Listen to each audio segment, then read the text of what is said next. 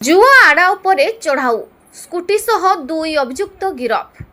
Action mode रे NTPC IIC संयुक्त खिलार।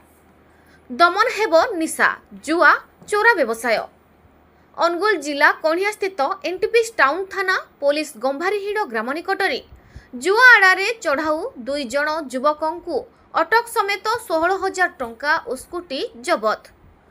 सूचना जे विशेष सूत्रु खबर पाई एनटीपीसी आईआईसी संयुक्त खिलार और पुलिस टीम अतर्कित चढ़ाऊ करथिले।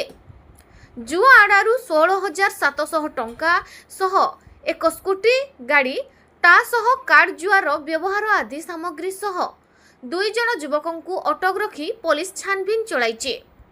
अन्य पक्षरे आईआईसी संयुक्त खिलार एनटीपीसी टाउन थाना रे जगदेवा ठारू चोरा मद करेक्स आदि निशाद्रव्य प्रति दृढ़ कार्यानुष्ठान ग्रहण करने सह नारी मानक प्रति हेउथिबा अन्याय अत्याचार को उपयुक्त न्याय प्रदान करी अंचल रे चर्चित चेहरा पलटिथिबा बेले जनसाधारण प्रशंसार पात्र होई परिचंते।